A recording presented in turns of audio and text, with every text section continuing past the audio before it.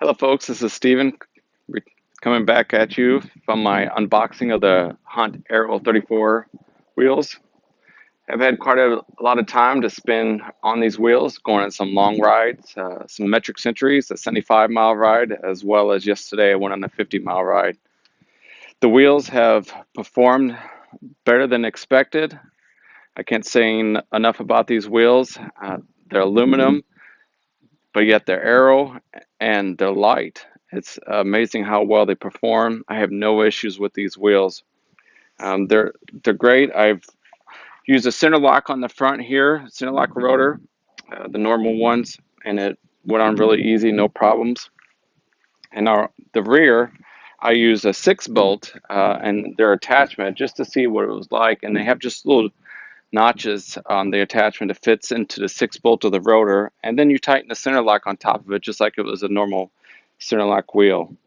Um, the, for the cost, weight, and aeroness, I don't think these wheels can be beat because they're $600 US, and yet if you get a carbon set of these wheels, they're just awesome. They're going to cost a lot more, but yet these are awesome, and I think they're not going to you're not going to get that much of a difference by spending a couple of grand on a pair of Aero wheels, Aero carbon wheels, and when these do just as good as job.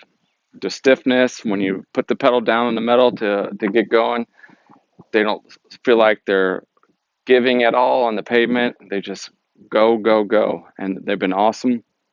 I'd say the only few struggles I've had with them was when I first got them. I tried to put these GP 5000 tubeless tires on them, and it was a pain to put on. I even took it to my LBS, and it took two of them to get this tire on there. One guy was putting the tire on, and then one other person had to put a tire lever in there to get it on the rest of the way.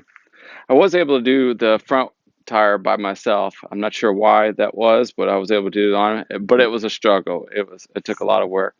But since they are tubeless, I'm hoping I won't have to worry about punctures or anything like that because the sealant should seal it. Also got some Stan's darts on here that I could plug to any holes that come up. And with the clearance of this bike, you see that there's plenty of clearance, so the dart will not hit the fork or the chain stays or anything else, and should be okay. It'll wear itself down eventually and work just well.